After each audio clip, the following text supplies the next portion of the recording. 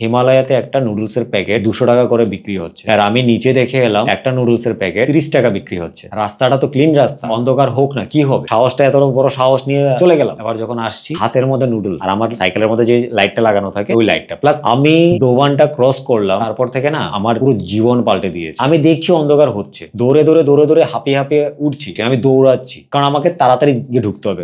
ওখানে যাওয়ার পর হিমালয়ার আগে ঢোকার মোটামুটি 1 ঘন্টা আগে থেকে রাস্তা গোলানো স্টার্ট হয়েছে। আমার একটা ছবি দেখবে, শিব মন্দিরের ছবি, পাহাড়ের একটা মাঝখানে, ওটার 400 মিটার আগে থেকে তুমি ইনভিজিবল কিছু জিনিস ফিল করা স্টার্ট করবে। তোমার পুরো বডি গরম হবে, হাড় হবে, তুমি চলতে পারবে না। প্রত্যেকটা স্টেপে স্টেপে তোমার মনে হবে যে তোমার পিছন দিকে তোমাকে কেউ ফলো করছে। তুমি লাইটটা অফ করবে, তুমি তোমার নিজের হাতটা দেখতে পাবে না। আমি সেই জায়গায় দাঁড়িয়ে থেকে জাস্ট এটাই ফিল করছি আমাকে যেতে হবে। আমি লাইট অন করলাম, লাইট অন করে পুরো দিকটা দেখছি, আর আমার লাইটের মধ্যে হর্ন ছিল, কন্টিনিউ হর্ন দিতে দিতে গেছি। এবার যখন আমি মন্দিরটার ঠিক কিছুটা আগে, তখন একদল ট্রেকার আসছে এবং আমাকে বলছে, আপনি একা? আমি বলছি হ্যাঁ। বলছে খুব সাবধানে যাবে, কোনো ট্রাভেলার উইদাউট গাইড ওই রাস্তায় যায় না এবং কেউ কাউকে যেতে দেয় না, মানে জায়গাটা এরকম। আমি মন্দিরটাও যখন দেখলাম যে মন্দিরটা চলে এসেছি, এবার যখনই ওই জায়গাটা ক্রস করে হিমালয়ে গেলাম, রিল্যাক্স।